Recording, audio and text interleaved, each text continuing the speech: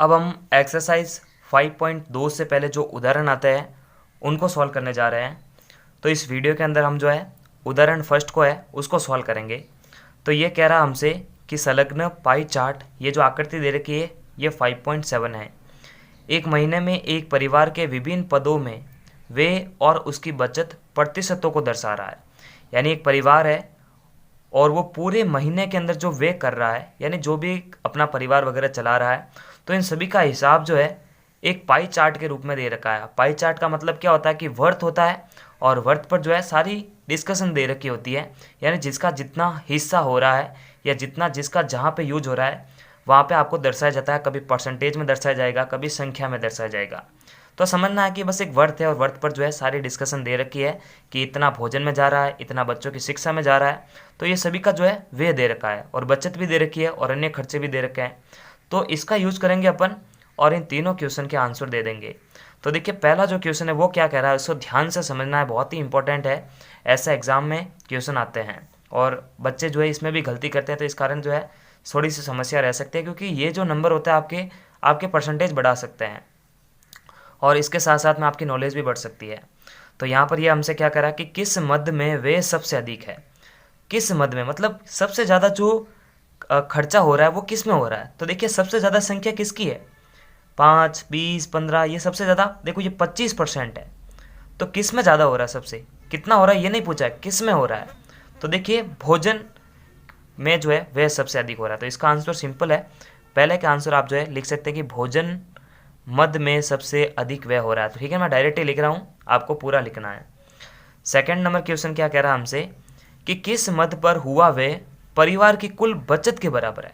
अब देखते हैं परिवार की कुल बचत कितनी है, 15% है। तो इस 15% के बराबर कोई और भी चीज़ है क्या जो 15% है। तो देखो सेम इसके आगे देखो ये 15% और ये बच्चों की शिक्षा के बराबर है। तो हम क्या लिख सकते हैं यहाँ पर कि बच्चों की शिक्षा परिवार की कुल बचत के बराबर है। ठीक है ना, तो यहाँ पर लिख देना बच्चों की शिक्षा कुल बचत के बराबर है, कुल बचत के बराबर है। ये जो क्वेश्चन है ना ये उन वीक स्टूडेंट के लिए हैं जो पास होने से डरते हैं या फिर जो है उनको मैथमेटिक्स पढ़ने से डर लगता है। और जो थर्ड नंबर क्वेश्चन है इसका बहुत ही इंपॉर्टेंट है, बस थोड़ा सा समझना है, आपको समझ में आ जाएगा। ये क्या कह रहा है, देखो थर्ड नंबर बहुत ही इंपॉर्टेंट है, पहले इंपॉर्टेंट बता देता हूँ मैं आपको, क्योंकि इसमें जो है समझने में थोड़ी सी दिक्कत रहती है। तो ये क्या कह रहा है, देखिए यदि परिवार की मासिक बचत 3,000 रुपये है। अब पहले तो ये देखते कि मासिक बचत है कितनी इसकी, ये 15% है। तो इसका मतलब मैं 15% के सामने 3,000 लिख सकता हूँ। तो ये कह रहा है कि तो कपड़ों पर हुआ मासिक व्यय कितना है। अब कपड़े पर देखिए कितना लग रहा है, कपड़ों पर जो है कितना लग रहा है हम लिखना चाहेंगे यहाँ से, ये रहा 10% कपड़ों पर है। तो आप खुद यहाँ पर थोड़ा सा जो है दिमाग लगाएंगे, परिवार की मासिक बचत रुपये 3,000 है, मतलब मासिक बचत कितनी है, 15% है। इसका मतलब 15% के सामने हम लिखेंगे 3,000 रुपये। तो उसी प्रकार ये पूछ रहा है कि कपड़ों पर हुआ मासिक व्यय कितना है, यानी हमसे जो है रुपये पूछ रहा है। तो ये तो हमारे पास में परसेंटेज तो है लेकिन रुपये नहीं है, जबकि यहाँ पर जो है इसके साथ में ये संबंध लिख सकते हैं कि 3,000 रुपये जो है 15% के बराबर है। तो यहाँ पर हम हमारे को ये बताना कि 10% के बराबर कितना है। तो देखो इसको कैसे करते हैं, एक हमारा जो है चैप्टर भी है समानुपात और अनुपात का, तो इसका ही जो है यूज़ करेंगे। यहाँ पर हम लिखेंगे यदि परिवार की मासिक बचत जो है वो कितनी है, 3,000 रुपये, रुपये 3,000। और मैंने अभी बताया था आपको कि हम जो है बचत के बराबर ये लिख सकते हैं, यानी 15% जो है 3,000 के बराबर है।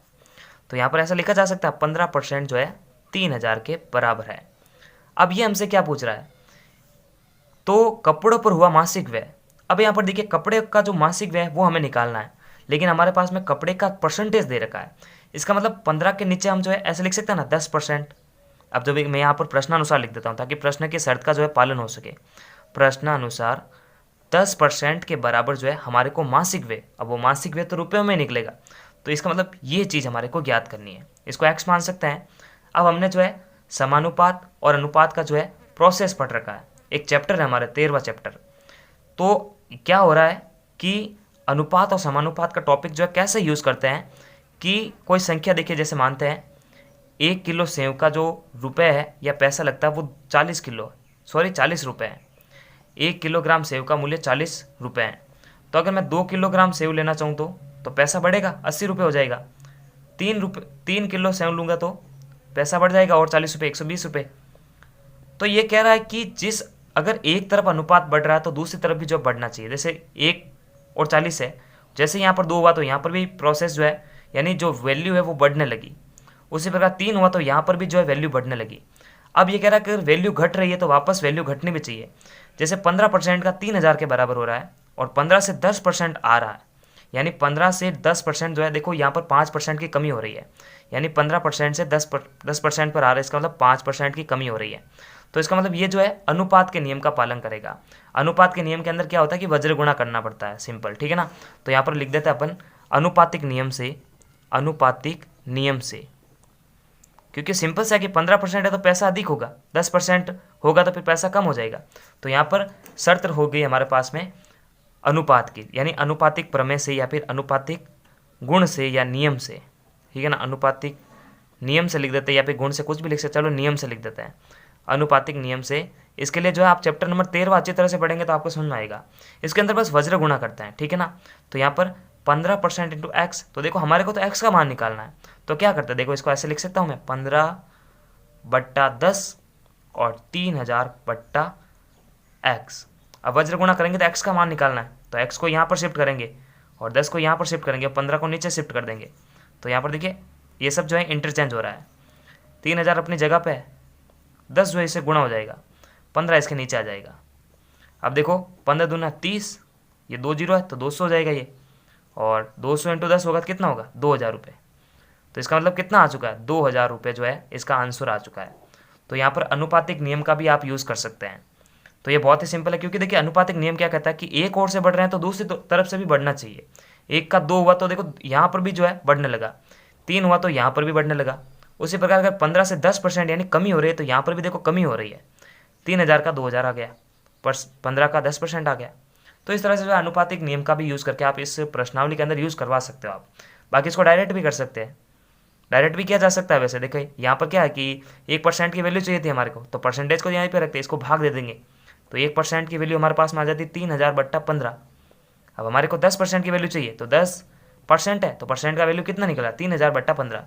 तो 10 इंटू 3000/15, तो भी बात वही है, सेम बात है, ठीक है ना। तो नमस्कार, थैंक्स फॉर वॉचिंग। और पूरे चैप्टर की जो प्लेलिस्ट की लिंक है आपको वीडियो के डिस्क्रिप्शन बॉक्स में मिलेगी, वहाँ जाकर बैक टू बैक सारे वीडियोस देख सकते हैं। तब तक के लिए लाइक, सब्सक्राइब और शेयर करें। नमस्कार।